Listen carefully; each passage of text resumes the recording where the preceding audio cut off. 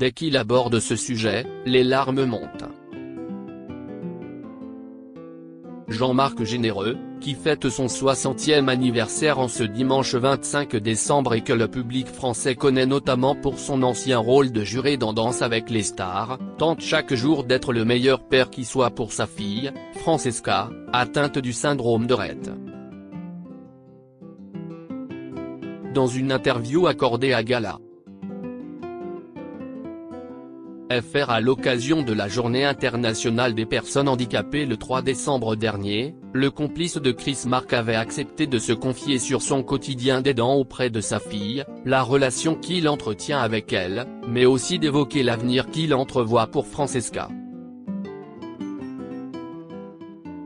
Gala.fr, votre fille Francesca est atteinte du syndrome de Rett. Pouvez-vous m'en dire plus au sujet de cette maladie? Jean-Marc Généreux, CIST, une maladie neurologique envahissante au développement. Elle est née avec. CIST, une maladie qui attaque tout le développement. Pour faire simple, elle marchait, elle ne marche plus, elle parlait, elle ne parle plus. Elle a marché jusqu'à l'âge de 4 ans environ. Elle a parlé, elle a simplement dit des petits mots. Le dernier qu'elle a dit, CIST papa, et ça s'est éteint vers l'âge de 2 ans et demi. À partir de ce moment-là, elle a régressé. Elle a les capacités d'une enfant de 9 mois, voire un peu moins.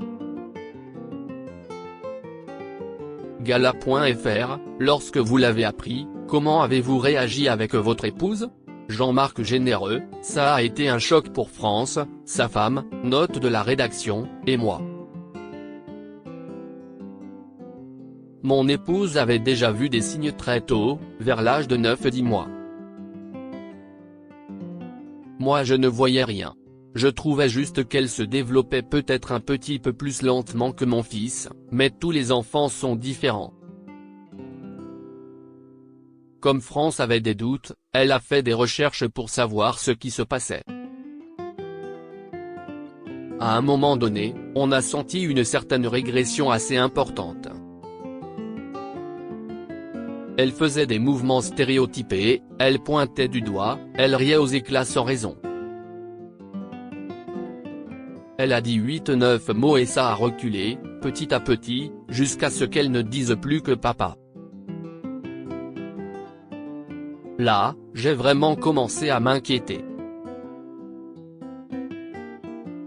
Gala.fr, à quel moment a-t-elle été diagnostiquée? Jean-Marc Généreux, Francesca avait à peu près 24 ou 25 mois. C'était le syndrome de Rett. Ma femme était aussi, sinon plus, atteinte par la nouvelle, mais elle est retombée sur ses pattes très rapidement parce que c'était elle qui tenait le gouvernail dans la famille. Elle s'est dit, je ne sombrerai pas, j'y vais. Moi, ça m'a pris plusieurs semaines à m'en remettre. J'étais dévasté. Je ne comprenais pas pourquoi deux personnes qui s'aiment autant pouvaient avoir une personne aussi magnifique et merveilleuse que notre fille avec des problèmes. Gala.fr, qu'est-ce que la maladie de votre fille a changé au sein de votre couple? Jean-Marc Généreux, il faut savoir qu'on était un couple avant d'être un couple. Je suis tombé éperdument amoureux de cette femme à l'âge de 9 ans, je voulais la marier, mais ce n'était pas dans ses plans.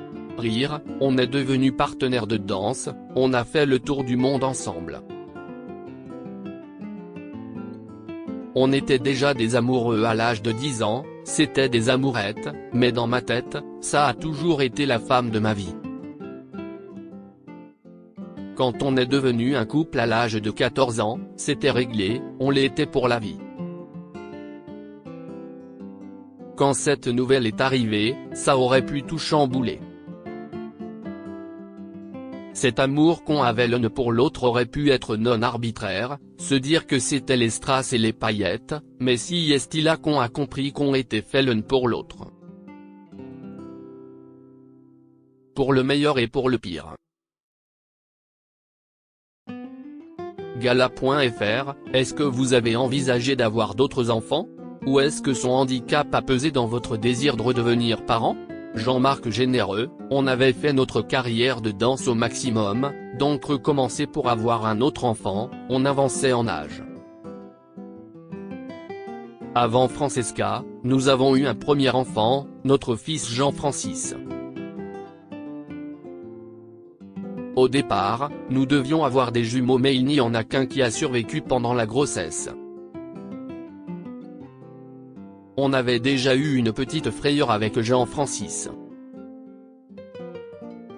Après, Francesca est arrivée. Je me suis dit que si j'avais un autre enfant, je ne pourrais pas lui donner autant de temps, en raison des besoins quotidiens de ma fille. Je ne voulais pas que quelqu'un paie pour ça, c'était injuste. C'était déjà un souci avec mon fils. On ne voulait pas lui enlever sa liberté ou lui imposer un poids émotionnel. On a fait au mieux. Gala. FR, votre fils Jean-Francis a 26 ans aujourd'hui. Quelle relation entretient-il avec Francesca? Jean-Marc Généreux, on a toujours fait en sorte qu'il ne ressente pas les côtés négatifs.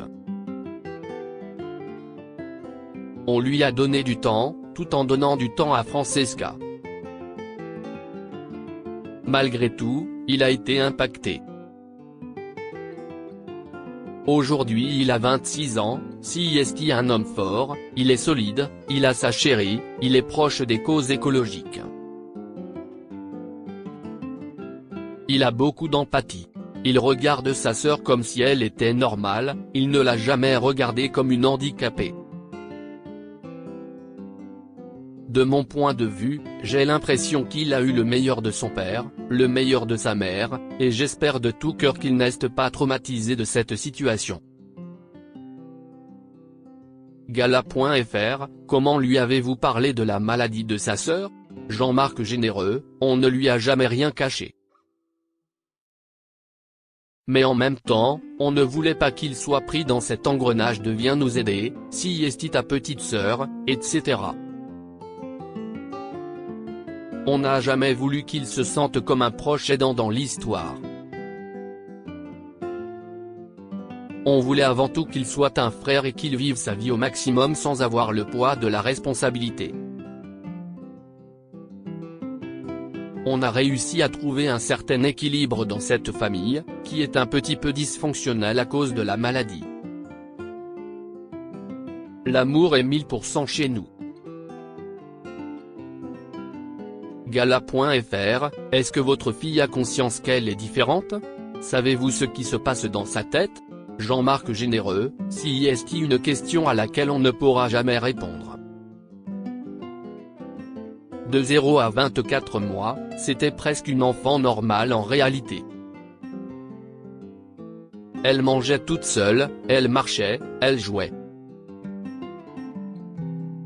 Aujourd'hui, je ne sais pas ce qui lui reste mais je sais, et je ne veux pas devenir trop émotionnel, mais ses yeux sont encore là. Ils sont les mêmes que quand on se parlait et on se comprenait. Je vais chanter des chansons, sauter comme un fou et je sais qu'elle m'écoute et qu'elle réagit au son de ma voix. On ne peut pas lui faire toucher un pictogramme pour qu'elle nous dise si elle veut boire ou manger, donc on essaie de faire les meilleurs choix pour elle. Si est ça le plus difficile. On vit dans un pays libre et magnifique, le Canada, mais elle n'a pas la liberté de choisir. Si est ce qui me fait le plus mal.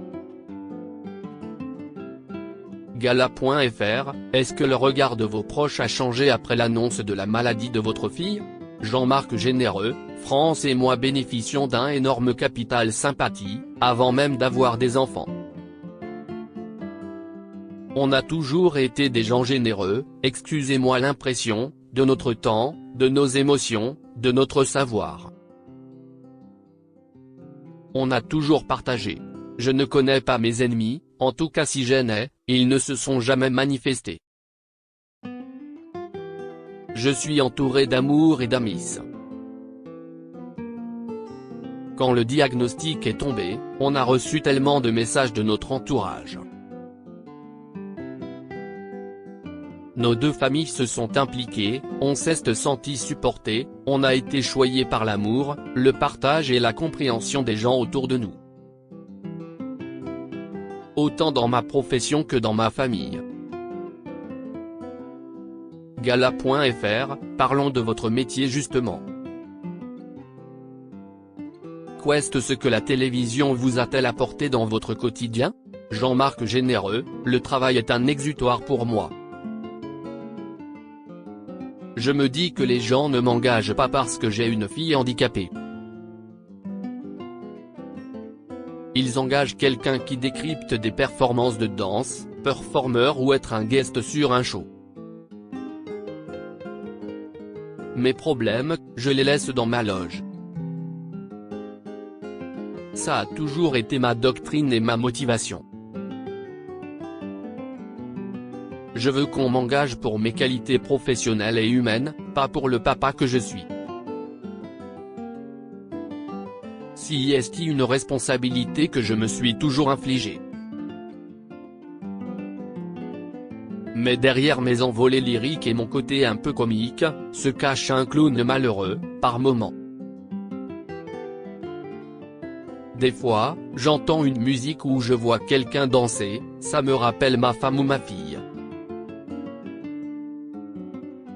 Ça fait un peu schizophrène parce que les larmes montent et les gens ne comprennent pas s'ils ne connaissent pas mon parcours. Gala.fr, qu'est-ce que vous avez appris sur vous avec le handicap de votre fille? Jean-Marc Généreux, je pense que j'étais quelqu'un qui avait déjà beaucoup d'empathie.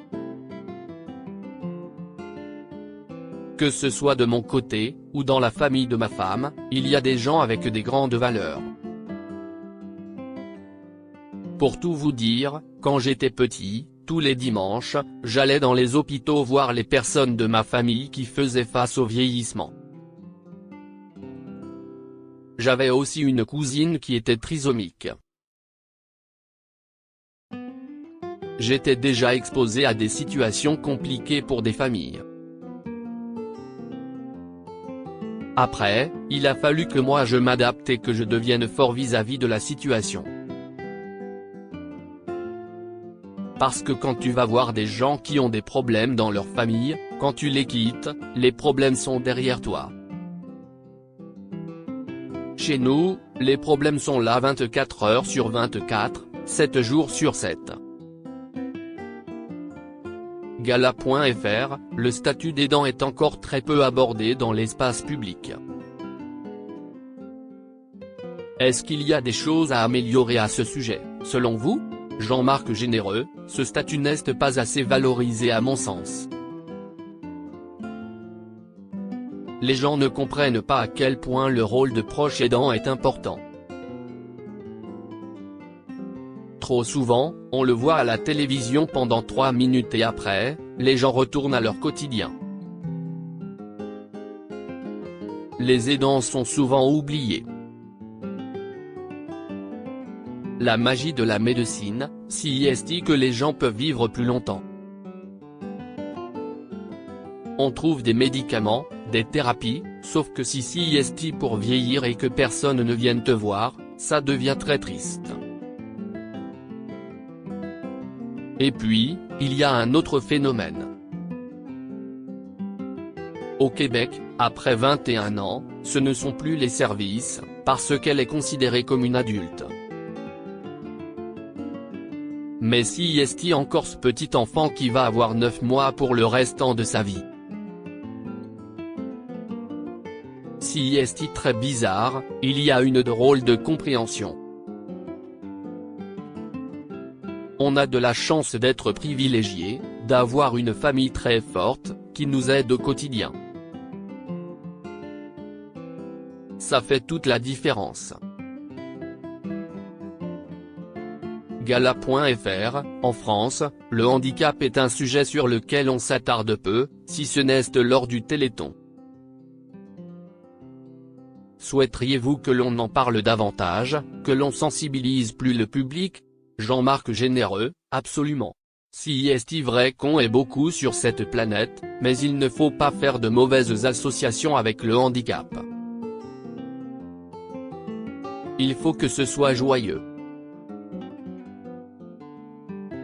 Il faut que les gens soient dans un esprit de partage pour que les malades se sentent inclus, pas regardés avec une forme de distance. Un exemple, je roule avec Francesca qui est en chaise roulante, une petite fille de 2-3 ans vient me voir et sa maman lui dit « Non non, ne va pas les déranger. » Mais si, venez me déranger, je vais vous en parler. Si est inclusif, ce n'est pas quelque chose que l'on doit voir dans un coin. Dès le plus jeune âge, il faut essayer d'inclure les enfants dans ce processus de compréhension. Ils pourront ainsi devenir des proches aidants. Et si ce n'est pas naturel, au moins donner du temps à des gens qui en ont besoin. Gala.fr, est-ce que vous avez déjà pensé à porter votre engagement en politique? Jean-Marc Généreux, pas vraiment parce que si j'ai du temps, je le donne à ma famille. Mais j'essaie d'utiliser les réseaux sociaux pour montrer qu'on peut avoir une carrière, une famille, des activités, on peut partager. Je ne veux surtout pas la cacher. Elle fait partie intégrante de ma famille. Gala.fr, comment envisagez-vous son avenir? Avez-vous déjà songé au jour où vous ne pourrez plus l'accompagner?